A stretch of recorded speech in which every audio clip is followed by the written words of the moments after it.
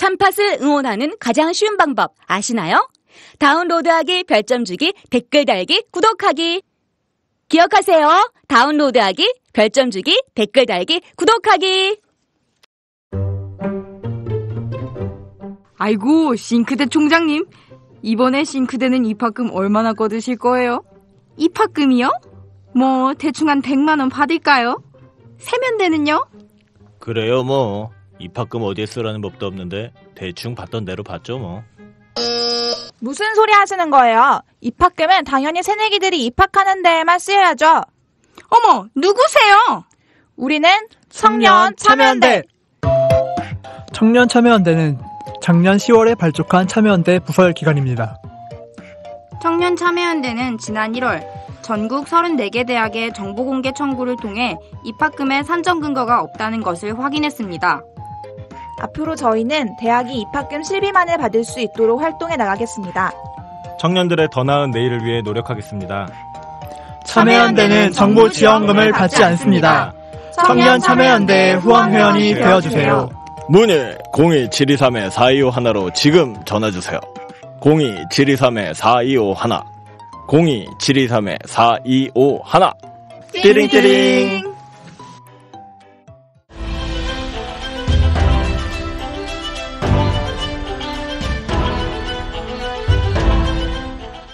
참여연대 팟캐스트 참팟 호회편. 오늘은 세월호 유가족분들을 모시고 진행해 보려고 합니다. 저는 오늘 진행을 맡은 참여연대 국제연대위원회 백가윤 간사입니다. 세월호 참사가 일어난 지 벌써 2년이 넘는 시간이 흘렀죠. 그동안 진상규명, 안전사회 건설을 이야기하면서 가족들이 여러 가지 활동들을 해왔습니다. 물론 뭐 해보지 않은 활동이 없을 정도로 다양한 활동들을 펼쳤는데요. 그중에서도 다들 잘 아시는 것처럼 국내에서 일어났던 활동뿐만이 아니라 저희가 국제연대 활동도 초기부터 굉장히 지속적으로 많이 해왔습니다. 다들 기억하시는 것처럼 교황이 방문하셨을 때도 저희가 국제연대 활동을 적극적으로 펼쳤고, 미국의 9.11 유가족들이나 일본의 후쿠시마 유가족들 분들과도 계속적인 연대 활동을 지속을 해왔습니다. 그래서 오늘은 특별한 저희 손님을 두 분 모셨습니다. 4.16 가족협의회 집행위원장 맡고 계시는 고 유혜은 양 아버지 유경근 님과 4.16 가족협의회 고 김시연 양 어머니 윤경희 어머님을 모시고 오늘 이야기를 나눠보려고 하는데요. 반갑습니다. 네, 안녕하십니까. 안녕하세요. 네, 저희가 오늘 특별히 이 두 분을 모신 이유가 있죠. 기사에서 많이 보셨겠지만 이 두 분은 거의 2주의 기간 동안 유럽 전국을 돌면서 그 세월호 참사의 진상 규명을 촉구하고 안전사회 건설을 이제 외치는 활동들을 하고 오셨습니다. 5월 2일 다녀오셨죠. 어디 다녀오셨죠? 예, 먼저 독일 뮌헨에 도착을 했고요. 이어서 보쿰과 베를린을 거쳐서 이탈리아 로마, 바티칸, 그리고 벨기에의 브뤼셀, 영국의 런던과 리버풀, 그리고 프랑스 파리까지 5개국 8개 도시를 다녀왔습니다. 거의 한 2주도 안 되는 기간 동안 이렇게 다녀오셨으면 진짜 일정이 굉장히 빡빡했을 것 같아요. 그래서 그러니까 국내에서 활동하시는 것뿐만 아니라 어떻게 이번 유럽 방문을 기획하게 되신 걸까요?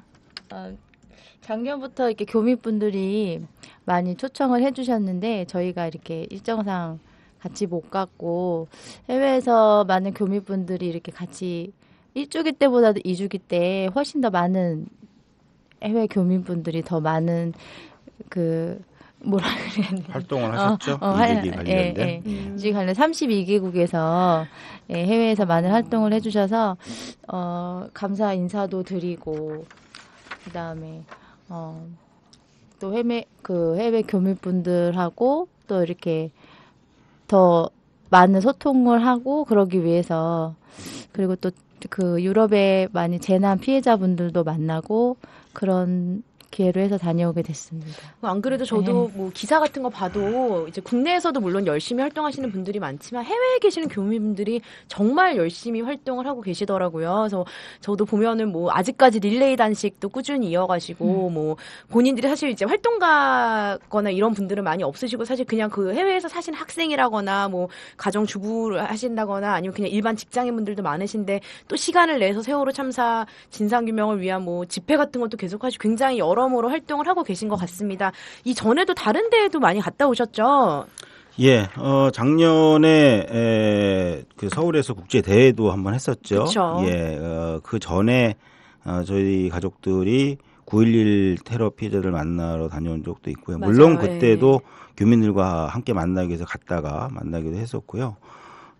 또 일본의 후쿠시마 쓰나미 사건으로 해서 피해를 입으신 분들, 그런 분도 만났고, 그 쓰나미 피해로 인해서 그 초등학생들이 많이 희생이 됐던 오오카와 소학교의 그 피해자분들도 만나러 다녀왔고요. 그래서 미국과 일본은 한 2차례 정도씩 다녀왔는데, 유럽도 사실 굉장히 오래전부터 요청이 있었는데, 이번에 이제 가게 됐고, 아마 좀 미루어서 이번에 간 게 굉장히 좋았던 것 같습니다. 안 그래도 교민분들이 없었으면 사실 이런 활동들이 가능하지 않았을 거라는 생각을 저도 기사를 보면서 많이 했어요. 아무래도 이제 저희가 시간을 압축적으로 막 사용을 해서 많은 국가들을 돌아다니다 보니까 교민들 만나는 거 이외에도 다양한 활동들을 좀 하셨을 것 같아요. 가서 어떤 활동들을 주로 하셨었나요? 주로 했던 활동들은 가는 곳마다 이제 거리 캠페인을 했었죠. 뭐 우리말로 하면 피켓팅이라든가 서명전 뭐 이런 의미인데, 사실 거기서 서명까지 받지는 않았고, 캠페인을 하면서 현지인들, 외국인들이죠. 그분들에게 일일이 1대1로 만나서 설명하고 관련된 유인물을 나눠드리고, 그 설명을 들은 외국인들이 공감하시는 분들은 응원의 메시지, 그다음에 그 손피켓을 들고 인증샷도 찍어주시고, 또 저희가 가져왔던 그 피켓 뒤에서 함께 연대의 의미를 담은 그런 사진도 같이 찍어주시고, 이런 활동을 가는 곳마다 했고요. 반응은 굉장히 뜨겁고 좋았고요. 뭘 제일 궁금해하던가요? 외국인들이 길거리 캠페인할 때 아무래도 이제 이 이야기를 모르는 사람들보다 아는 사람이 더 많았을 것 같기도 해요. 근데 보통 다가와서 어떤 반응들을 보였어요? 저희가 여기 있을 때 그런 얘기는 들었어요. 이 세월호 참사가 당시에 전 세계로 타전이 되고 소식이 전해졌다, 이런 얘기는 들었는데, 그냥 뭐 그랬거니 생각을 했는데, 이번에 가서 보니까 거의 모르는 사람이 없더라고요. 그래서 정말 많이 알고 있구나. 그런데 가장 많이 했던 질문은 뭐냐면, 아직도 해결이 안 됐습니까? 라는 질문이었어요. 그러니까 2년이 지났는데 왜 그 세월호 유가족들이 이 유럽에까지 와서 이렇게 호소를 해야만 하는지 이 현실을 이해할 수 없다라는 그런 반응이 상당히 많았고요. 그 다음 질문은, 그럼 도대체 우리가 무엇을 도와주면 되겠느냐? 그 질문 속에는 과연 외국인들이 돕는다고 무엇이 얼마나 영향을 미치겠냐는 그런 뜻도 좀 함축이 돼 있긴 하지만, 어쨌든 무엇을 하면 좋겠냐는 질문을 굉장히 많이 받았고, 그런 내용을 가지고 좀 대화를 많이 나눴던 것 같습니다. 어머니는 길거리 캠페인 하면서 외국인들 많이 만나셨을 것 같은데, 특별히 뭐 기억에 남는 에피소드라거나 인상 깊었던 사건이 혹시 있으세요? 길거리가 아니고 저는 이제 교황청에서 교황청에서 피켓팅을 하는데, 되게 일찍 가서 앞자리 쪽으로 이렇게 잡았는데, 옆에 계신 분들이 이게 영어를 하시는 분들이 아니라 저희가 그 영어 피켓을 들고 있으니까 그 내용을 몰랐었어요. 되게 옆에서 불편해 하셨거든요. 불편해 하셨는데, 이제 제가 옷도 이렇게 입고 있으니까 옆에 같이 온 남자분이 이제 물어본 거예요. 먼저 물어보셨어요. 이게 어떤 것이냐고. 그래서 설명을 듣더니 이제 그 교황님 얼굴을 한번 보러 오신 그 다른 나라 슬로바키아인가? 네, 슬로바키아 그 분들, 수녀님이랑 같이 온 분들이었는데, 자기네가 직접 같이 들어주겠다고. 그 교황님 얼굴을 한번 보기 위해서 멀리서 오셨는데, 교황님 얼굴 보기를 포기하고 옆에서 같이 울면서, 되게 뜨거웠거든요. 진짜 더웠어요, 그날. 네, 사진 보니까 그날 정말 날씨가 쨍쨍하더라고요. 그랬는데 같이 울면서 계속 같이 피켓을 들어주셨어요. 그 피켓을 들면 교황님 얼굴이 보이지가 않거든요. 그렇죠, 네네. 예, 그래서 물론 교민분들한테도 너무 고맙고 감동받고 이런 게 되게 많았는데, 전혀 알지도 못했던 그런 다른 나라 분들이 옆에서 같이 이렇게 해주시니까 그게 제일 그게 제일 감동적이었던 것 같아요. 바티칸은 아무래도 관광객들이 워낙 많은 곳이다 보니까 거기서 이제 더 많은, 그러니까 단순히 그 나라 사람들뿐만이 아니라 더 많은 사람들한테 좀 알릴 수 있었던 기회가 되지 않았을까라는 생각도 듭니다. 저희 뭐 노란 리본도 나눠주고 그런 활동들을 하고 오신 거죠. 그렇죠. 현수막도 하면서 사진 보니까 이제 막 저희가 준비해간 현수막에다가 그 외국 사람들이 길바닥에 엎드려가지고 연대 메시지 같은 것도 방법도 이렇게 써주고 하더라고요. 그래서 그 현수막을 잘 가지고 오셨죠. 예, 저희가 총 4장을 준비해 갔어요. 그래서 그 2장은 그 거리 캠페인 하면서 그 현지인들에게 받는 것이었고요. 네네. 또 2장은 교민들에게 간담회를 하면서 이제 받는 것이었는데, 이제 처음에는 과연 이 4장을 꽉 채울 수 있을까 했었는데, 모자랐죠? 공간이. 그래서 가는 곳마다 조절을 좀 했습니다. 더 하시겠다고 그러는 걸 또 다음 지역에서 받아야 되니까 조금만. 하시라. 뭐 이런 식으로 해서 이제 그 4장을 꽉 채워서 왔는데, 그 메시지를 보면, 그냥 뭐 가슴이 아프다 이런 내용이 아니고 상당히 많은 내용이 파이팅이었어요.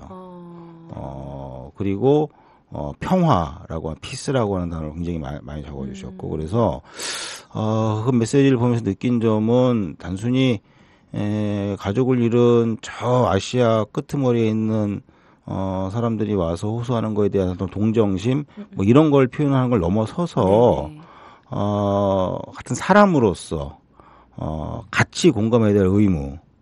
그러니까 뭐 코리아가 문제가 아니라 유럽이든 아프리카든 아메리카든 어디든 사람이라면 마땅히 공감하고 또 지켜야 할 그런 의무, 윤리 이런 거에 대한 개념들이 굉장히 수준이 높았던 것 같아요. 거기서 좀 많은 느낌을 받았습니다. 그게 사실 연대의 가장 기본이 아닌가 싶어요. 사실 뭐 우리나라 내에서도 세월호 이슈에 대해서 여러 가지로 뭐 비난하면서 공감하지 못하는 사람들도 많지만 사실 국경을 뛰어넘는 연대라는 게 사실 그런 피부색이나 그런 처해진 상황과 상관없이 인간이라면 그때 교황님께서 말씀하셨던 것처럼 그 모두가 그 고통에 공감할 수 있는 걸 함께 할 수 있는 게 국제연대 혹은 그 연대의 시작이 아닐까라는 생각이 듭니다. 그러고 보니까 제일 인상 깊었던 기사를 제가 봤었던 거는 이제 그 일반 그런 이제 대중들 거기 계시는 분들 만나는 것도 있었지만 특히 그 해외 그 유럽에서 있었던 참사 피해자들을 만나셨다고 들었어요. 제일 처음 만나신 게 스웨덴 에스토니아호 가족들이죠. 그 에스토니아호 사건에 대해서 혹시 좀 설명을 해주실 수 있으세요? 에스토니아호라고 그랬는데 저는 이스토니아로 부릅니다. 왜냐하면 거기 가서 얘기를 했더니 그 스웨덴에서 오신 그 이스토니아호 침몰 사고 피해자 단체의 회장을 맡고 계시는 이제 노르드 씨가 직접 참석을 하셨는데 네네. 그분이 발음을 이스토니아라고 하더라고요. 현지 발음에 충실하게. 그래서 그렇군요. 그 저희 세월호는 그쪽에 가니까 사람들이 다 10월이라고 부르더라고요. 네네. 자꾸 세월로 교정을 시켜줬는데 저희도 마찬가지로 에스토니아가 아니라 이스토니아라고 부르기로 서로 존중하는 차원에서. 그렇군요. 알겠습니다. 예, 어쨌든, 저도 앞으로 이스토니아로 부르는 거예요. 그 이스토니아호 침몰과 관련된 내용은 사실 잘 몰랐어요. 그러다가 이번에 가게 되면서 이제 공부를 좀 했는데 보고 깜짝 놀랐습니다. 모든 상황이 저희 세월호 참사와 굉장히 유사했었던 거예요. 이스토니아호는 그 밤 12시 반에 침몰을 했는데요. 딱 30분 만에 완전 침몰을 했습니다. 배의 규모는 세월호보다 훨씬 컸고요. 승객도 거의 1000명 이상이 타고 있었고요. 맞아요. 네. 그리고 그 가운데 약 930명 정도가 희생이 되었습니다. 네네. 먼저 탈출한 사람들도 구조가 안 됐어요. 워낙 추운 겨울바다라서 바로 저체온증 때문에 거기서 또 사망하는 경우도 많고요.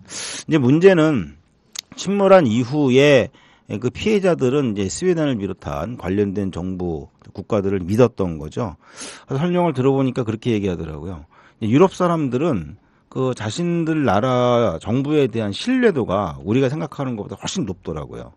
또 단순히 신뢰가 높은 것뿐만이 아니고 그 사회 시스템, 유럽 사회의 시스템이 굉장히 잘 갖추어져 있기 때문에 그에 대한 믿음과 자부심이 있었던 거죠. 그래서 그 피해자들은 믿고 기다렸다고 그래요. 약 3년간 이제 스웨덴을 비롯한 관련된 세 나라가 같이 연합해서 독립조사기구를 만들고 조사 결과를 3년 뒤에 발표를 했는데 이스토니아 피해자들이 이제 입장을 바꾼 것이 바로 그 결과를 본 직후입니다. 그렇죠. 네. 결과를 보고 굉장히 잘못됐고 특히 이 안에는 거짓말이 있다. 라고까지 표현을 하더라고요. 그래서 그때부터 새로운 진상조사를 하기 위한 새로운 독립적인 조사기구를 만들자고 이제 주장을 하고 있는 건데 네네. 동시에 여기서 간과할 수 없는 것이 침몰사고 일어난 이후에 몇 달 되지 않아서 인양을 하지 않기로 정부들이 결정을 했다는 거예요. 그리고 그 배를 수중에서 콘크리트로 덮어서 맞아요. 예. 수중 뭐 무덤처럼 그렇죠. 만들겠다고 네네. 했는데 국내에는 좀 잘못 알려진 게 그것이 마치 정말 추모를 하기 위한 또 그 해역에는 지금 항행 금지 구역으로 지금 돼 그쵸. 있거든요. 네네. 그러면서까지 뭔가 좋은 의미를 살리기 위한 그런 것으로 이렇게 알려져 있는데 전혀 그렇지 않다는 맞아요. 게 그 네네. 피해자들의 설명이고요. 오히려 피해자들은 지금 요구하는 것이 그 참사 일어난 이후 한 10년쯤 지난 다음에 새로 밝혀졌다고 그래요. 그 배 안에는 이제 군수 물자나 무기가 실려 있었다. 그래서 이제 피해자 가족들이 추측을 하는 것은 그 배 안에 실려 있던 군수 무기나 물자가 무엇인지가 드러날 경우 주변 국가와의 외교 분쟁 분쟁이 있을 이런 거다. 것들이 있을 것이기 때문에 인양을 처음부터 하지 않기로 작정을 한 것이다. 이렇게 강력하게 확신을 하고 있고요. 네네. 그래서 지금도 여전히 그 피해자들은 인양을 요구하고 있고 그렇죠. 네. 새로운 조사를 위한 독립조사 기구를 만들 것을 요구를 하고 있는 상황입니다. 이제 가시기 전에도 이 내용을 다 듣고 가셨으니 실제로 만나고 오시니까 더 저희가 신문 같은 데서 볼 수 없는 이야기를 생생하게 전해주신 것 같아요. 그 노르드 씨는 어머니를 잃었어요.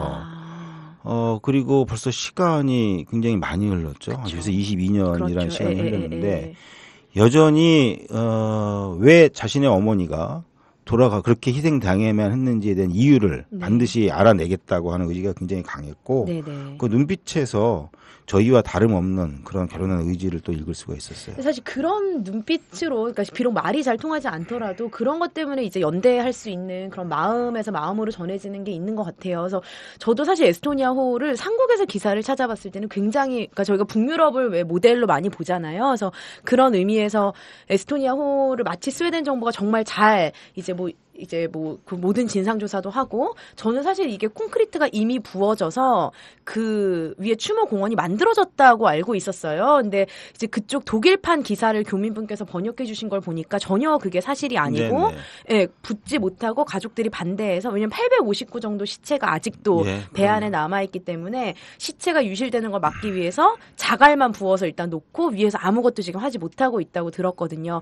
그 조선일보에서 약간 오보를 했었죠. 그래서 마치 예. 그 노르드 씨가 저도 그 전에 듣기로 굉장히 좀 노여워하셨다는 얘기를 들었는데, 예. 그 얘기 좀 만나셨으니까 좀 해주실 수 있으세요?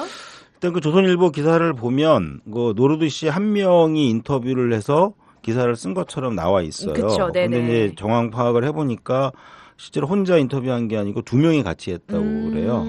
그러면서 마치 자신 말고 또 다른 사람 인터뷰했을 때 그런 말을 했는지 자기 자신은 알 수가 없지만, 네네. 그러나 조선일보에서 자신이 말한 것처럼 말한 내용은 전혀 사실이 아니다. 난 그런 얘기 한 적이 네네네네. 없다. 그 내용은 뭐냐면,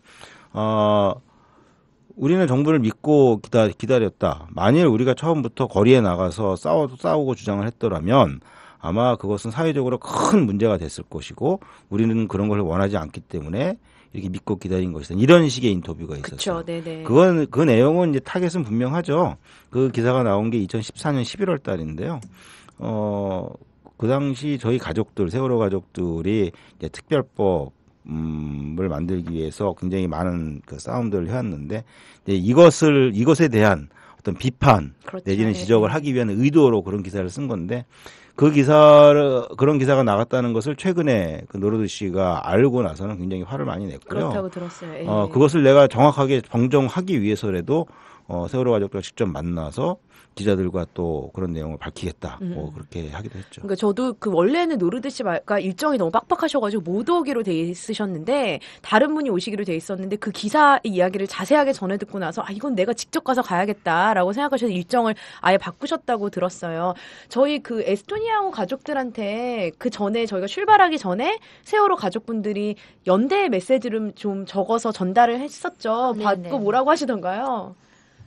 받고 뭐 굉장히 좋아하셨고요. 같이 써주셨죠.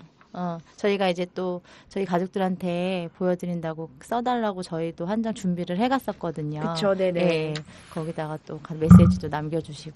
서로 연대의 현수막을 교환하신 거겠네요. 네. 그러니까 굉장히 인상 깊었던 게 그 한마디 좀 써달라고 그랬더니 미리 준비를 해오셨어요. 그래서 아예 원고를 자기가 직접 써서 준비해 오셔갖고 그걸 옮겨 적으셨는데, 뭐 그 내용은 좀 놀라운 내용이었어요. 뭐냐면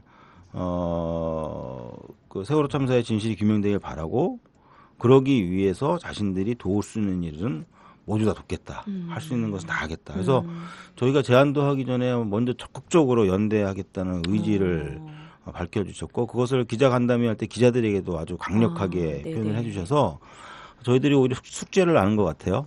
어떻게 그들과 함께 그분들과 함께 연대를 할 것인지 좀 많이 고민을 하고 있습니다. 그 사실 에스토니아 사건이 일어난 게 94년도죠. 그래서 굉장히 오랜 시간이 걸렸는데 뭐 아직 진상규명도 안 돼 있는 상태고, 근데 사실 그 국내에서 본인들 활동을 하기에도 되게 바쁘고 빡빡하실 텐데 세월호 우리 유가족분들한테도 그렇게 연대의 뜻을 표하신 거는 결국엔 세월호가 해결되는 게 에스토니아가 해결되는 거고 그게 결국에는 그 반대로 같은 의미라는 걸 알고 계셨기 때문에 직감적으로 그렇게 연대의 뜻을 표하신 게 아닌가 싶습니다.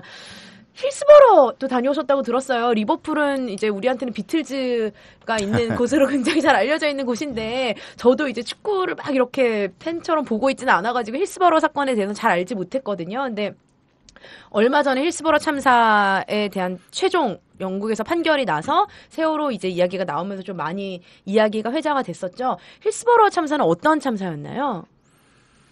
이건 참 많이 알려졌죠. 그쵸? 국내에도 많이 소개가 네. 됐는데 한간에 어떤 분들은 배 사고하고 축구장에서 난 사고하고 무슨 관계가 있냐 이렇게까지 얘기하시는 분이 있는데요. 사실 제가 말미에 좀 시간이 있으면 좀 드리고 싶은 말씀이 있긴 합니다만 아까 그 에스토니아호 피해자였던 노르드 씨도 그런 적극적인 연대 의지를 밝히신 것 같은 맥락이거든요. 무슨 사고냐가 중요한 게 아니고 결국 자신의 자식과 가족들을 잃은 피해자의 입장, 피해자의 시각 이런 것들에 대한 당연한 공감의 능력 이런 것들이 굉장히 뛰어난 사람들이었던 것 같아요. 힐스버러 참사는 1989년에 일어났죠. 그때 그렇죠. 에스토니아보다 더 옛날이죠. 그 FA 4강 경기였어요. 리버풀하고 금방 기억 안 나요. 또 다른 팀하고 이제 4강 경기가 있었는데 그때 이제 그 관중들이 입장을 했는데 그 당시만 해도 입석이 있었다고 그래요. 경기장에.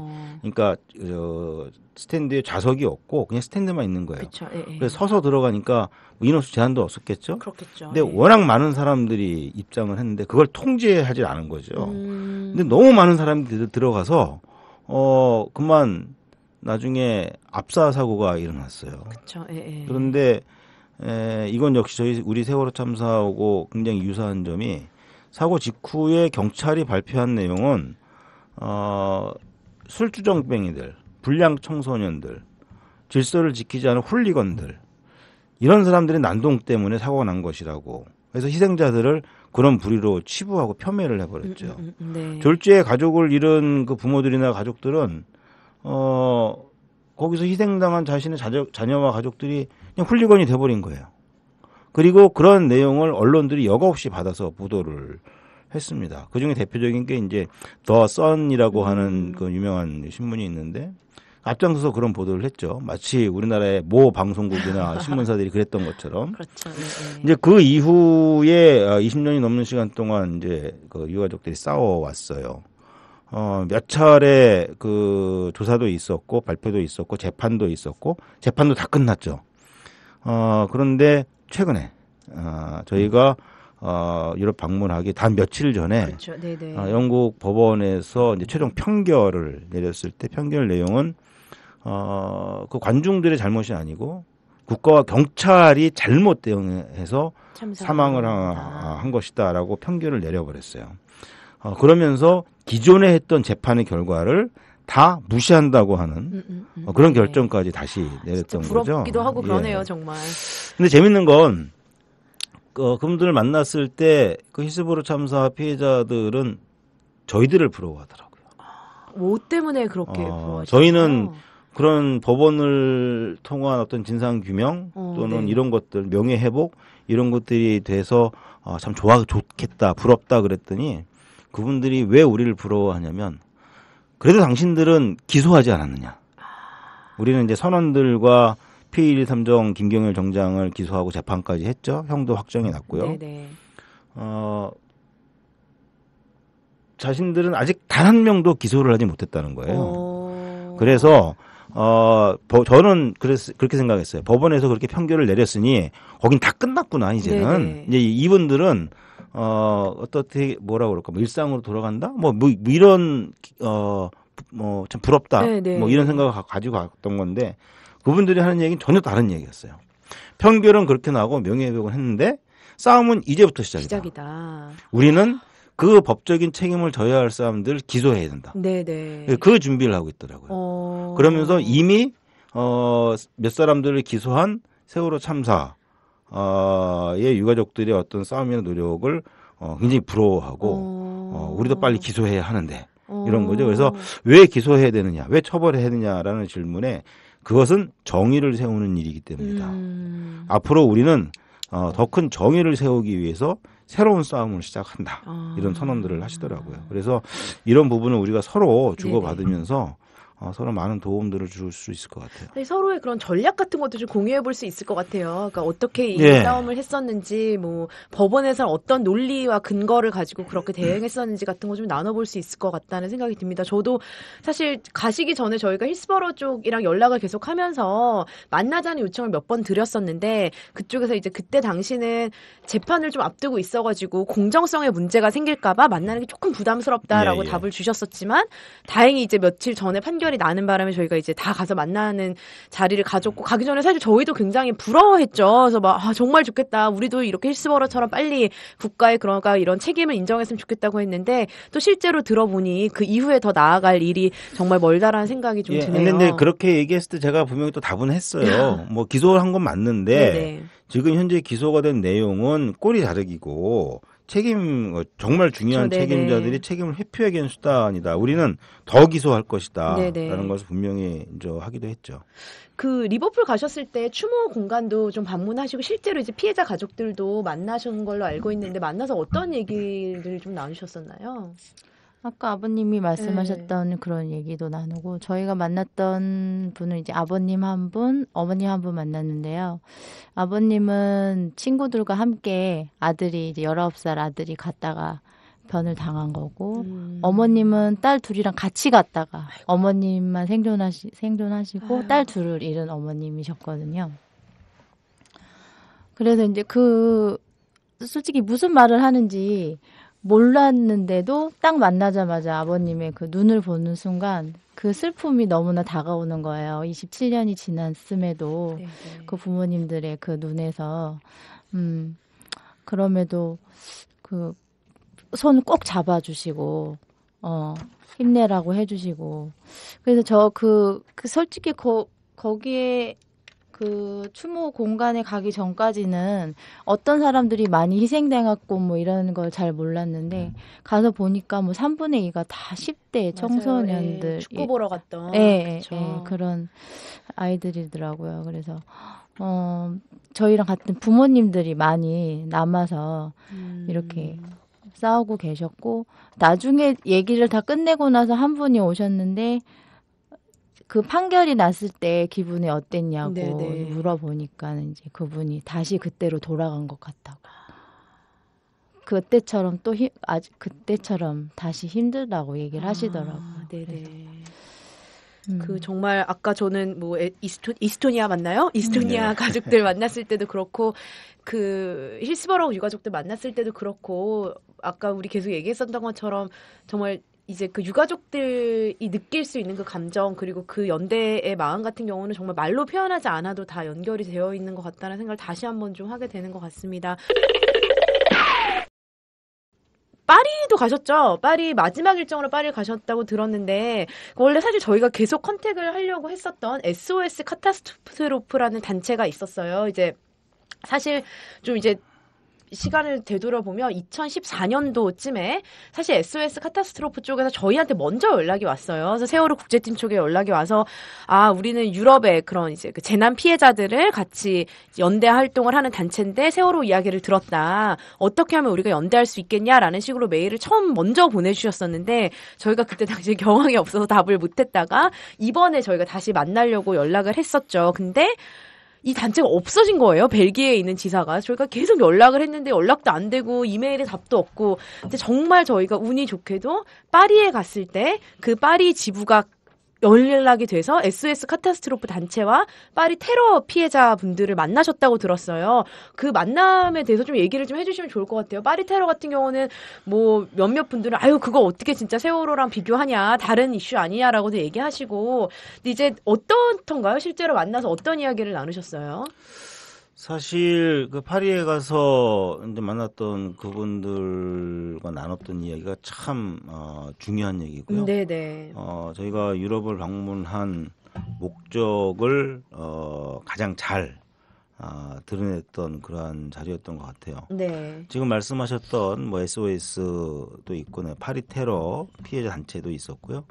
그런데 이분들이 모두 그 펜박이라고 하는 뭐 약자입니다만 그 프랑스 내에 있는 재피해자 연합 단체 연합체가 있어요. 재난과 테러 예. 희생자 연합이라고 되어 있네요. 네네. 모두 한 70개 정도의 피해자 단체가 지금 모여 있는데요.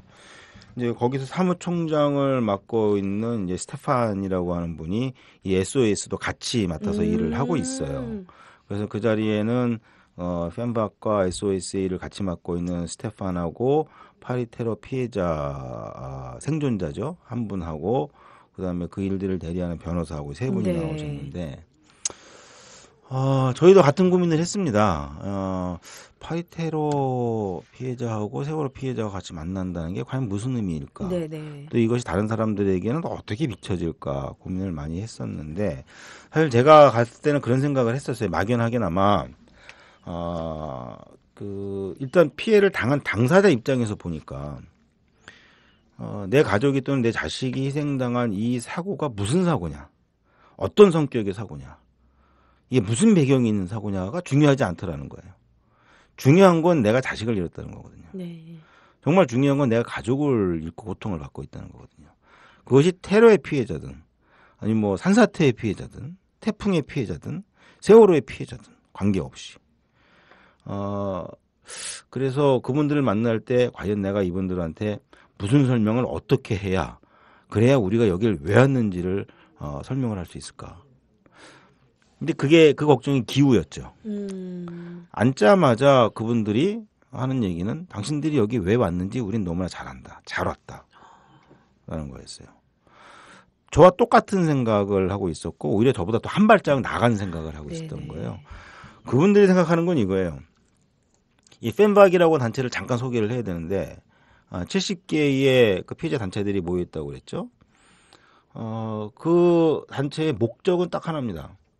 전 세계에서 무슨 사고든 그게 테러든 뭐든 관계없이 무슨 사고든 프랑스인이 단 한 명이라도 희생이 되면 그 피해를 입은 프랑스인의 권리와 또 그 진실을 당연히 알아야 하는 그런 권리 이런 것들을 돕고 지원하기 위해서 달려갑니다. 프랑스인이 단 한 명만 있다면 심지어 이런 얘기까지 하더라고요. 만일 세월호 참사 때 단 한 명이라도 프랑스인이 있었다면 우리는 그 즉시 한국으로 달려갔을 것이다. 그래서 그분들이 가장 먼저 하는 일은 그 피해자들이 단체를 만들도록 지원하고 돕는 일을 가장 먼저 하고요. 그 단체가 결성이 되면 그 펜박에 소속을 시키고 그리고 자신들이 대변인이 돼서 프랑스 정부 또는 해당되는 정부나 뭐 이런 것과 같이 협상을 하거나 문제를 해결해 나가는 그런 지원을 하는 역할을 하고 있는데요. 왜 그러냐 했더니 자신들이 원하는 것은 프랑스뿐만이 아니고 국적과 관계없이 피부색과 관계없이 피해를 입은 희생을 당한 사람들은 모두가 다 똑같은 권리를 누릴 수 있도록 모든 나라에서 법적인 제도적인 시스템을 마련할 수 있어야 한다. 그것을 위해서 우리는 국제적인 연대를 하고 싶다. 특히 세월호 피해자들과 함께 하고 싶다. 그래서 그분들이 먼저 저희는 감히 사실은 좀 이렇게 과연 우리가 할 수 있을까 이런 걱정도 있고 그래서 구체적으로 제안을 하지 못하고 가능성만 좀 모색을 하러 갔던 건데 그 자리에서 먼저 제안을 하시더라고요. 올해 안에 같이 만나서 국제 연대 회의를 한번 하자. 피해자들끼리 모여서 그 자리에서 피해자들이 당연히 누려야 할 인권과 관련된 선언을 하고 그것이 전 세계 모든 정부에 공통적으로 법제화되도록 시스템화되도록 촉구하는 그런 대회를 하자라는 그런 제안을 했죠. 저는 깜짝 놀랐어요. 네네. 그래서 얼른 받았죠.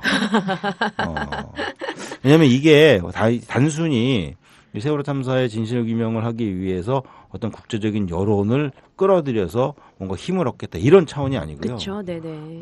저희가 겪어 보니까 이거는 그러니까 이런 참사를 해결하기 위한 가장 빠른 방법이 무엇이냐 했을 때 피해자의 시각, 피해자의 입장에서 그 사고나 사건을 바라보고 그 시각에서 해결책을 만들어가는 거 이것이 가장 빠르고 정확하거든요. 그렇죠. 네네. 근데 그러한 그 생각이 유럽 사람들한테는 일반화가 돼 있더라고요. 그래서 심지어 프랑스 정부는 이 펜박을 공식 파트너로 선정을 해서 실제로 그런 재난 재해나 테러가 일어났을 경우 정부가 달려가는 게 아니라 이 펜박이 갈 수 있도록 지원을 해요. 왜냐하면 프랑스 정부도 똑같이 공감을 하는 게 희생자나 피해자는 같은 희생자나 피해자가 돌봐야 가장 제대로 돌볼 수 있고 그 문제를 가장 빨리 해결할 수 있다. 그래서 그런 걸 아예 법제화 프랑스에서 법제화 해놨더라고요. 이게 결국 우리 세월호 피해자들이 지난 2년 동안 외쳐왔던 거거든요. 근데 정말 좀 인상 깊은 것 같아요. 그러니까 저희는 사실 피해자들끼리 연대하는 것도 사실 정부가 가운데서 뭐 보상금이랑 이런 거 가지고 계속 회방을 놓고 있고 여러 가지 뭐 이제 방해 활동도 많이 하고 있는데 사실 피해자들의 입장을 가장 잘 이해한다는 말이 저는 굉장히 많이 공감이 되거든요. 왜 눈빛만 봐도 이해하는 사이가 되는 거잖아요. 그리고 특히 이제 그 프랑스의 그런 좋은 사례를 좀 이제 뭐라고 해야 될까요? 좀 우리나라나 다른 나라에서 좀 많이 알아서 다른 피해자, 다른 나라의 프랑스인이 관여되지 않는 다른 피해자 단체들한테도 좀 모범 사례로 남았으면 좋겠다는 생각이 좀 많이 들어요. 특히 그럼 10월에 국제회의를 하는 건가요, 저희가? 해야죠. 예, 준비를 해야죠. 사실 시간도 굉장히 없고 또 어떻게 준비하느냐에 따라서 또 어려울 수도 있고 쉬울 수도 있는데 어쨌든 말씀드렸던 그런 목적을 이루기 위해서는 반드시 해야 될 것 같은데요. 그렇죠, 네네. 제가 아마 많은 분들이 도와주실 것 같아요. 또 여기 오늘 진행하시는 백가윤 간사님도 아마 중요한 역할을 하셔야 될 것 같고요. 워낙 능력이 뛰어나시니까 잘 하시리라고 보고. 근데 저 꼭 소개시켜드리고 싶은 얘기가 있어요. 네네. 대화 중에 제가 몇 번 감탄을 하면서 저뿐만이 아니고 우리 시현이 엄마도 그렇고 같이 갔던 분들도 다 감탄을 했죠. 야. 우리가 한국에서 지난 2년 동안 싸우면서 얻어내려고 했던 이런 시스템, 이런 권리들이 여기 이미 돼 있구나. 굉장히 부러워했어요. 그래서 심지어 정말 부럽다고까지 얘기했어요. 그랬더니 스테판 씨가 정색을 하더라고요. 부럽냐? 정말로 부럽냐? 정색을 하더라고요. 우리도 20년 전에는 여러분들과 똑같았습니다. 그 20년 전에 아들을 잃은 한 아버지가 정말 목숨 걸고 싸워서 따낸 게 이겁니다. 그 이후에 프랑스 정부가 이것을 법제화시켰고 그 후로 20년 동안 우리가 직접 진상조사하고 기소하고 재판에 참여할 수 있는 권리까지 따냈습니다. 우리가 수사권 기소권 요구했다가 거절당했잖아요. 네네. 프랑스엔 그게 있습니다. 우리나라 여당이나 정부에서는 전 세계적으로 그런 전례가 없다. 이런 이유로 다 거부를 했었는데 거짓말이더라고요. 이미 프랑스는 20년 전부터 피해자 단체가 요구할 경우 의회가 의결을 내서 우리식으로 표현하면 수사권과 기소권, 즉 수사하고 재판에 참여할 수 있는 권리를 부여하거든요. 지금 파리 테러 피해자들도 저희 직접 만나기 사흘 전인가 그때 의회에서 의결을 해서 이 파리 테러 피해자 단체에다가 그 진상을 조사할 수 있는 권리, 그다음에 재판에 참여할 수 있는 권한을 부여하기로 의결을 했어요. 이게 정말 부럽다고 그랬더니 그분이 하는 얘기가 아까 얘기한 대로 우리도 20년 전엔 당신들과 똑같았다. 그러니 당신들은 한국에서 20년 전에 그분이 프랑스에서 이걸 따낸 것처럼 세월호 유가족들은 이후에 다른 피해자들을 위해서 그 길을 걸어가는 사람들이다. 자부심을 갖고 끝까지 싸워라. 아마 당신들의 자녀들이 매우 자랑스러워할 것이다. 그래서 그냥 막연하게 부러워했다가 반성을 많이 했죠. 저도 그 얘기는 지금 처음 듣는데 굉장히 좀 마음을 울리는 말씀인 것 같아요. 그래서 사실 세월호 가족분들이 정말 지난 2년 좀 넘는 시간도 안 해본 게 없다고 할 정도로 정말 많은 활동들을 하시고 뭐 국회 앞에서 단식 농성도 하시고 농성도 하시고 삭발도 하시고 여러 그런 해볼 수 있는 정말 다 해보시면서 정말 어려움도 굉장히 많이 겪으셨는데 이게 단순히 세월호 문제 해결의 문제가 아니라 같이 우리가 계속 얘기했던 게 안전사회 건설로 나아가는 길이라고 했을 때 세월호 문제가 이제 정말 철저하게 조사되고 진상규명이 되는 게 사실 미래의 우리나라를 위해서도 반드시 돼야 되는 일이 아닌가라는 생각이 듭니다. 그 10월 계획은 나오는 대로 또 저희가 다시 공유해서 국제 워크숍에 많은 분들이 더 오셔서 다양한 이야기를 들을 수 있는 자리를 마련해 보면 좋을 것 같아요. 좀 소프트한 얘기로 가볼까요? 간담회 많이 하셨죠. 저희가 이제 아까 말씀하셨던 그 수많은 얘기들이 아까 앞에서도 말씀드렸던 것처럼 사실 교민분들이 없었으면은 이루어지지 않았을 그런 활동들일 거라고 알고 있어요. 그리고 정말 현지에서도 뭐 숙박부터 시작해서 통역 뭐 그 자리에서 언론사 이제 다 이제 섭외하시는 것부터 시작해서 정말 교민분들이 애를 많이 써주셨는데 저희가 여러 가지 간담회를 했죠. 뭐 현지 교민들과 함께하는 한국어로 하는 간담회도 하고 또 이제 그쪽 기자들이나 이제 그런 분들 모셔서 하는 간담회도 진행을 했었는데 어떤 간담회가 좀 기억에 많이 남으셨는지 그리고 이제 분위기 같은 게 좀 어땠는지 좀 전해주시면 좋을 것 같아요. 가는 데마다 너무 좋았었어요. 너무, 네, 너무 잘해주셨고 사진 보면 막 맛있는 것도 너무 많이 준비도 챙겨주시고 너무 많이 맞아요. 해주셨고 네. 그게 좋았는데 저 두 번째로 갔던 독일에 이제 보쿰이라는 동네가 네. 있어요. 근데 발음하기가 보쿰이라고 하기로 하고 보쿰이라도 하기로 막 그래가지고 이제 미넨에서 넘어갈 때 이제 네네. 듣기로 그쪽 좀 나이 드신 분들이 많다. 옛날에 그 탄광촌에서 네네. 일했던 교민분들, 그 간호사로 일하셨던 분들이기 때문에 나이 드신 분들이 좀 많고 젊은 사람들이 없고 그러니까 사람이 별로 없다고 이렇게 들었어요. 네네. 그러면서 도착을 했는데 저희를 이제 픽업하러 오셨던 그 교민분들도 다들 이제 나이들이 지극하신 분이셨는데 만나는 분들마다 다 그렇게 내일 실망하지 말아라. 사람들 별로 없을 거다. 실망하지 말아라 했는데 이게 오전에 저희가 이제 거리 캠페인을 하고 오후에 간담회를 했거든요. 예, 한인교회에서 간담회를 했는데 거리 캠페인 할 때도 처음에 갔을 때는 그날이 이제 쉬는 날이고 그러다 보니까 거리에 사람이 없었어요. 사람이 없었는데 그것도 잠시, 잠시고, 교민분들이 한 분씩 계속 오시는 거예요. 나이가 좀 있으신 분들이. 네네. 거기는 좀 젊은 사람들은 없었어요. 진짜 나이 드신, 한 60대에서 거의 70대까지 되시는 그런 분들이 정말 그 나무에다가 이렇게 피켓 만들어가지고, 이렇게 다 들고 그 전에부터 이렇게 쓰셨던, 그걸 들고 다들 나오셔가지고, 네, 같이 거리에서 피켓도 하시고 도시락도 싸오시고 어느 분은 프랑크푸르트에서 또 막 오시고 멀리 2시간 3시간 걸려서 네네. 오신 분들도 계시고 그랬어요. 그래서 그때까지만 해도 그러면 이분들이 단가 보다 그렇게만 생각을 했는데 그러고 나서 이제 저희가 그 한인교회로 오후에 자리로 옮기면서 그쪽으로 이제 백민주아 씨가 오신 거예요. 맞아요. 네덜란드에서. 백민주아 씨도 만나셨다고 들었어요. 예, 그쪽에 저는 이제 실제로는 처음 보거든요. 예. 그래서 같이 오셔가지고 얘기도 많이 나눴고 같이 간담회도 같이 앉아서 했어요. 민주아 씨랑.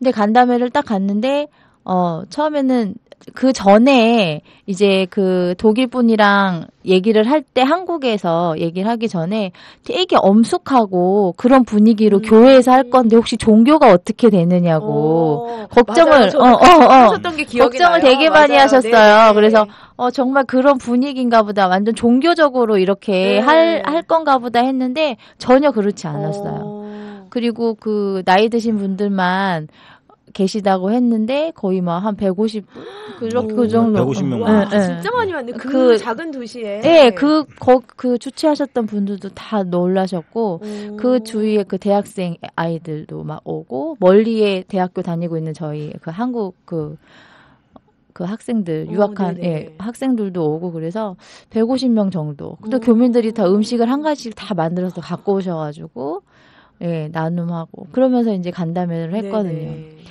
그 간담회 하기 전에 이제 그 추모 행사를 했어요. 네네. 이주기 추모 행사를 했는데 그때도 이제 그 교민 2세들이 뭐 피아노 연주, 바이올린 연주, 그다음에 303의 아이들 이름 부르기. 예. 그런 행사 같은 거 목사님이 간단하게 이렇게 말씀도 해 주시고 네네. 굉장히 거기에서 이제 감동을 받았는데 그때는 솔직히 뒤에 뭐 몇 분이 오셨는지 그런 게 잘 안 보였어요. 네. 맨 앞자리에 앉아 있어가지고.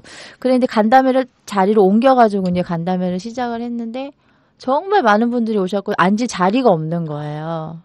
예. 사진을 봤는데 정말 사람이 빽빽하게 차 있더라고요. 큰 곳에. 예, 네, 거기 분들이 특히 그 모임을 준비하셨던 분들이 말 그대로 연세 네. 지긋하신 아유, 분들인데 그러니까요. 네네. 그분들도 시작하고 나서 매우 놀랐어요. 굉장히 흥분하시더라고요. 왜냐하면 이 동네에서 이렇게 많은 사람이 모인 것도 처음이고 특히 이렇게 젊은 사람들이 네. 많이 모인 것은 생각도 하지 못했다. 자, 끝나고 나니까 젊은 친구 한 사람이 저한테 오더라고요. 네네. 그러더니 그 아버님 그래서 누구신가 봤더니 그 한인 학생회가 있더라고요. 그래서 회장을 하고 있는 학생이래요. 그러더니 정말 죄송합니다. 이번에는 저희가 함께 준비를 못했는데 다음번에 꼭 다시 오실 때에는 우리한테 먼저 연락 주십시오. 그럼 학생회가 다음번에 꼭 준비하겠습니다. 네. 정말 이번에는 제대로 역할을 하지 못해서 죄송합니다. 이렇게 또 와서 인사를 하더라고요.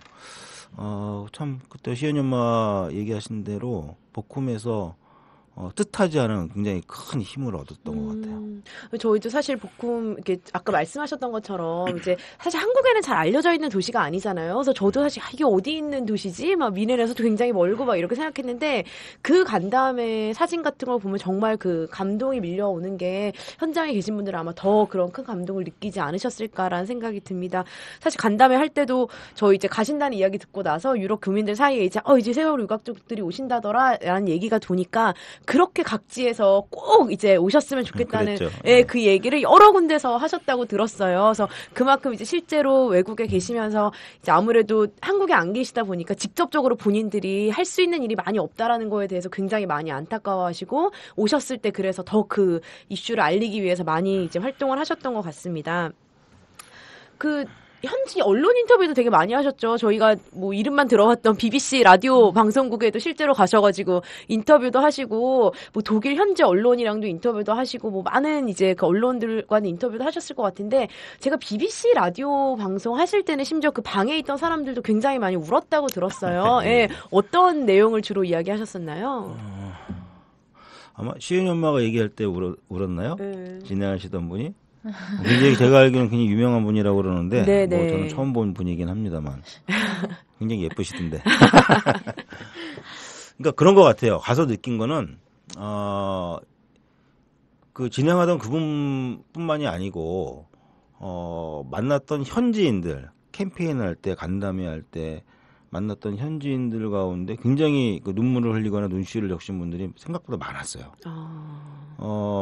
그 미넨에서는 그 엄마와 딸이 지나가다가 캠페인하는 걸 보고 뭔가 궁금해서 얘기 듣고 유인물 받아서 읽어보고 이러더니 한 30분을 서서 그 자리에서 울면서 계속 질문하고 그런 나중에 응원 메시지까지 쓰고 사진까지 찍어주시고 했는데 그런 모습을 보면서 제가 드는 생각이 전혀 저 먼 나라 비행기 타고 12시간씩 가야 되는 평생 살면서 한 번도 볼 수 없는 그런 사람이 당한 피해를 잠깐 듣고 어떻게 울 수 있을까 그런 생각을 했는데 그런 분들을 많이 만나다 보니까 들은 생각이 기본적으로 가족에 대한 문제, 가족을 잃는다는 것, 또 가족과 함께 살아간다는 것 이런 거에 대한 아주 깊은 어떤 그 연민과 또 공감이 있는 것 같아요. 비록 내 가족은 아니고 먼 나라에 사는 사람의 가족이지만 가족을 잃는다는 게 얼마나 힘들고 고통스러운 일인지를 처음부터 알고 있는 이게 아주 보편적으로 인간이 가질 수 있는 기본적인 감성인 것이죠. 그래서 그분들이 한결같이 이야기하는 게 당신들이 원하는 대로 되면 좋겠다.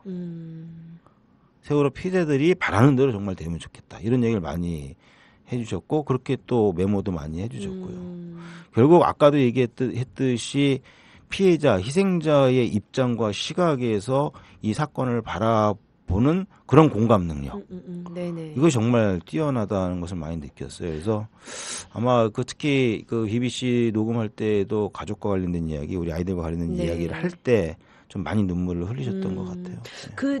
안 그래도 이제 유엔이나 이런 국제 기준 같은 걸 좀 살펴봐도 이런 재난 피해 같은 게 있을 때 피해자들이 가장 최우선이 되어야 된다라는 게 가장 국제적으로도 다 통용되는 그런 기본적인 상식이 아닌가 싶습니다. 당연히 그렇기 때문에 세월호 진상규명과 안전사회 건설을 위한 운동에도 당연히 세월호 유가족들이 가장 중심에 서서 그 유가족들의 이제 요구가 받아들여져야 되는 게 가장 기본적인 그 상식이라고 얘기할 수 있을 것 같아요. 제가 아까 잠깐 놓치고 넘어갔는데 민주아 씨 만났던 얘기도 좀 해주시면 좋을 것 같아요. 지금 어디서 만나셨다고 했죠? 복음에서 만나셨다고 복음에서. 했죠? 만나서 어떤 얘기를 나누셨나요?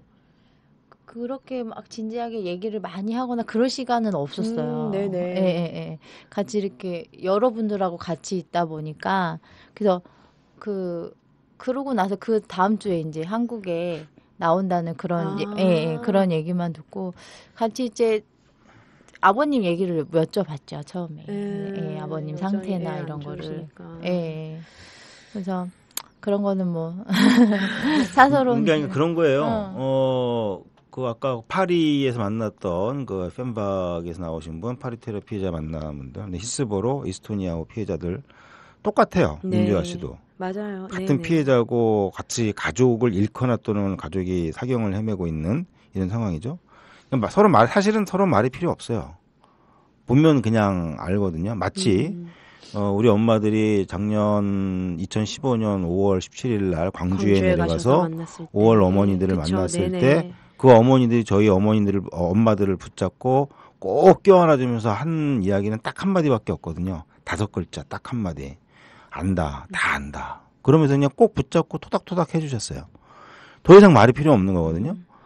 저희 가족들은 가장 걱정하고 무서운 게 뭐냐면 지금 수없이 많이 간담회를 하지만 도대체 내가 가서 무엇을 어떻게 설명해야 될까? 내가 무엇을 어떻게 설명해야만 저 사람들이 나를 이해해 줄까? 우리를 이해해 줄까? 공감을 해 줄까? 이게 제일 무서워요. 내가 혹시 말 한마디도 잘못해서 오해를 당하면 어떡할까? 그런데 같은 피해를 입은 입장에서는 그 사고가 무엇이든지 간에 만나면 설명이 필요 없는 거죠. 그쵸. 그래서 저희가 파리에 갔을 때에도 설명을 어떻게 할까 고민하고 갔지만 설명 한마디도 안 했어요. 다 알더라고요. 네. 민주아 씨도 마찬가지였고요. 그래서 그냥 보면 통하는 거고요. 그렇죠. 안 그래도 파리에서 만나셨을 때 여기 왜 오셨냐라는 질문을 하지 않은 유일한 분들이셨다고 제가 들었어요. 맞습니다. 그렇게 물어볼 필요가 없을 정도로 잘 연결되어 있다라는 뜻일 것 같습니다. 유럽 가셔서 정말 저는 처음에 가시는 거 이제 준비할 때만 해도 저는 워낙 걱정이 좀 많은 사람이어가지고 여러 가지를 너무 많이 걱정을 했어요. 근데 나중에 현지 가셨을 때 너무 많은 성과를 이루고 오셔서 저도 진짜 같이 준비했던 팀으로서 정말 뿌듯하고 기쁘고 그 성과가 정말 큰 것 같아서 좋습니다. 심지어 유경훈 위원장님 페이스북 보고 오스트리아에 계시는 분이 오늘 민행 가신다는데 차 타고 올 테니까 어딘지 좀 알려달라고 연락을 해서 정말 몇 시간을 운전을 해서 오실 정도로 현지 교민들 반응도 뜨겁고 현지에서 많은 언론들의 관심도 받고 그리고 더 가장 중요한 다른 나라 재난 피해자분들과도 같이 연대하는 활동까지 하고 오셔서 진짜 좀 앞으로 향후 세월호 국제연대가 조금 더 나아갈 수 있는 방향으로 갈 수 있지 않을까라는 생각이 듭니다. 아직 하고 싶은 얘기가 되게 많으시죠? 근데 다 못하신 건 저희가 따로 무슨 보고대회 같은 자리를 준비하고 계시다고 들었어요. 네. 라디오 방송이다 보니까 사진 같은 것도 아직 못 보여드리고 그래서 언제 보고대회 기획하고 계세요? 오늘이 월요일이죠? 이번 주 돌아오는 금요일 저녁 때 27일인가요? 네네, 27일 그렇죠. 금요일 저녁 7시에 광화문 세월호 광장에서 이번에 유럽 방문한 내용을 지금 예정으로는 토크 콘서트 형식으로 해서 네네. 좀 소개하고 알리고 그때 찍어왔던 사진들도 좀 보여드리고 준비가 되는 대로 영상도 좀 같이 보여드리면서 좀 같이 이야기를 나눌 수 있는 시간을 좀 준비를 하고 있습니다. 많이 오셔서 단순히 그냥 멀리 가서 세월을 알리고 왔다 이런 차원은 아니거든요. 지금 더 그보다 더 큰 의미를 찾기 위해서 다녀왔고 또 생각보다 많은 성과와 또 희망을 갖고 왔고요. 이번 특히 이제 로마 얘기를 지금 한 번도 안 했는데 네네. 로마 교민들 이야기를 이거는 꼭 한번 짚어드리고 싶은 게 사실 로마는 저희가 아무런 계획 없이 갔었어요. 네. 그래서 이제 애초에 처음에는 일정에서도 아예 없었죠. 그쵸, 그러다가 네네. 이제 진행하면서 무조건 가자 그래서 가서 바티칸도 갔었고 거기서 좋은 일도 있었고 뿐만 아니라 예정에 없던 로마 교민 간담회도 했습니다. 급히 준비했는데 그 자리에 약 한 80명 가까운 교민들이 모이셨고요. 로마에서는 처음 있었던 일이에요. 시간상 뭐 자세한 과정을 말씀을 못 드리지만 결론적으로 그건 이제 금요일로 좀 이제 예. 남겨두시고. 아니 그래도 요거는 꼭 제가 소개를 해드려야 그분들이 네네. 안 서운해하세요. 로마도 앞으로 매달 최소한 한 번씩은 정기적으로 교민들이 모여서 캠페인을 벌이기로 약속을 해주셨어요. 유가족들이 직접 와서 이런 자리를 마련해 줬으니 우리도 앞으로는 함께 모여서 한번 다른 도시들 교민들처럼 하겠다 약속을 해주셔서 감사히 그 약속을 받아왔고 그리고 약속을 지키시는지 안 지키시는지 제가 매달 확인을 좀 한번 해볼 생각입니다. 알겠습니다. 다시 한번 저희 그 광고 안내 드릴게요. 저희 지금 여기서 다 못다한 이야기들이나 다녀오셨던 사진이나 영상 같은 거는 저희가 이번 주 금요일 5월 27일 오후 7시 광화문 광장에서 세월호 가족분들과 함께하는 보고대회도 진행할 예정이니까 근처 계신 분들은 많이 와주시면 좋을 것 같습니다. 저도 같이 준비를 세월호 가족분들 가시는 거 준비를 도왔던 사람으로서 교민분들한테도 또 다시 한번 정말 감사하다는 말씀을 빼놓을 수가 없을 것 같습니다. 저 이제 시간이 거의 다 돼서 마지막으로 하시고 싶으신 말씀 한 개씩 해주시면 좋을 것 같아요.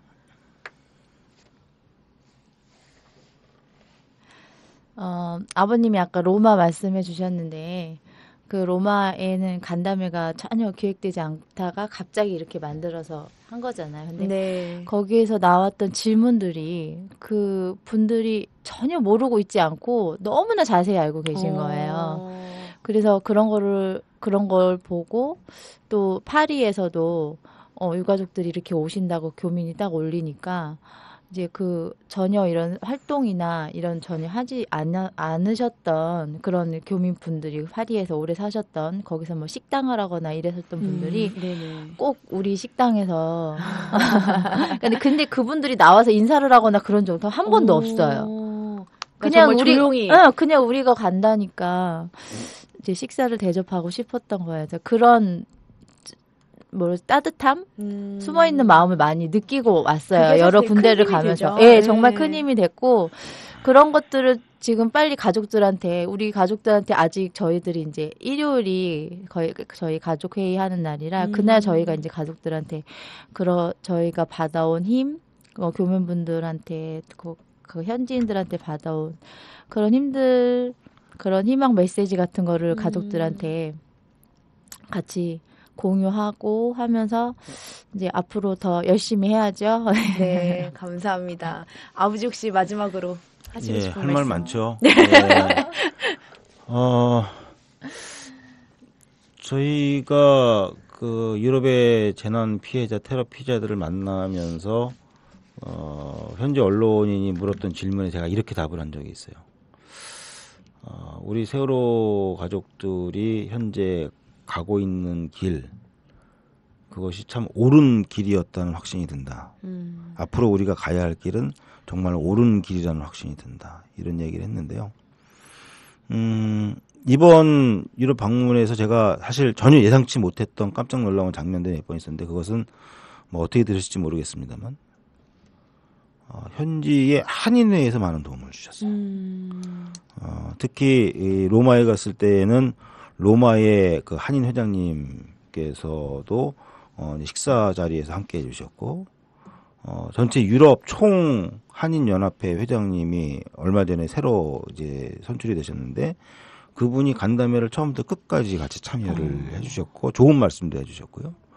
또 복쿰에서는 그 한인 회장님이 저희들을 픽업 나오셨어요. 끝까지 모든 일정을 같이 해주셨고 파리에서도 한인 회장님이 참석하셔서 간담회 하시고 나중에 연락처 주고받으면서 근데 그분들을 보면서 우리가 막연하게 느꼈던 어떤 뭐라 그럴까요? 좀 이렇게 주눅든 마음. 아, 우리 얘기를 예를 들어서 뭐 저런 분들은 별로 안 좋아할 거야라고 네. 가졌던 선입견 이게 완전히 깨졌고요. 그분들이 해주신 말씀은 이게 뭐 정치적이고 뭐고 이런 거 다 떠나서 네네. 결국 대한민국 사회가 근본적으로 바뀌기 위해서 반드시 해결돼야 될 문제다. 세월호는. 그런 면에서 한인 교민들도 굉장히 공감을 하고 있다라는 자신감을 주셨고 결국 우리가 가야 할 길이 단순히 우리 피해자들의 한을 푸는 것이 아니고 대한민국 사회를 안전한 사회로 바꾸고 대한민국 국민이라면 누구도 차별 없이 그 생명과 인권을 존중받을 수 있는 그런 사회로 만드는 것. 그것이 정말 많은 사람들에게 같이 공감을 불러일으키는 것인 것 같다. 그런 생각에서 그런 우리가 가는 길이 옳은 길인 것 같다. 이렇게 말씀을 드렸던 거고 꼭 부탁을 드리고 싶은 것. 특히 국내에 계신 모든 분들께 꼭 부탁을 드리고 싶은 것. 제가 누차 강조해서 말씀을 드렸지만 이 세월호 참사를 정말 빨리 그리고 제대로 해결하고 안전한 사회를 만들기 위해선 세월호 참사를 직접 겪은 피해 당사자들의 시각과 입장에서 이 문제를 바라보는 것. 네. 그것이 얼마나 중요한가 하는 것을 이번 유럽 방문을 통해서 많이 배워왔고요. 또 그런 부분을 많이 같이 고민을 해 주시면 좋을 것 같아요. 예. 네, 긴 시간 동안 같이 이야기 나눠주셔서 감사합니다. 저희도 이제 앞으로 유럽도 다녀오시고 그 전에 미국이랑 일본에서 쌓은 네트워크들도 있으니까 세월호 문제뿐만이 아니라 다른 나라의 재난 참사 피해자들하고도 같이 연대하면서 국제연대 활동을 더 열심히 해 나가는 걸 목표로 삼고 활동을 해 나가도록 하겠습니다. 다시 한번 오늘 와주셔서 감사드립니다. 예, 고맙습니다. 감사합니다. 안녕하세요. 아카데미 느티나무 강좌를 7년째 듣고 있는 70살 넘은 할머니 정애자예요. 저에게 아카데미 느티나무는 새로운 배움터입니다. 배움을 통해 행동하는 시민의 발걸음에 동참하고 있다는 것이 뿌듯하답니다. 즐거움과 나눔, 웃음과 실천이 있는 배움의 공간, 아카데미 느티나무에서 뵐 수 있기를 기대합니다. 참, 아카데미 느티나무는 참여연대 부설 시민교육기관입니다.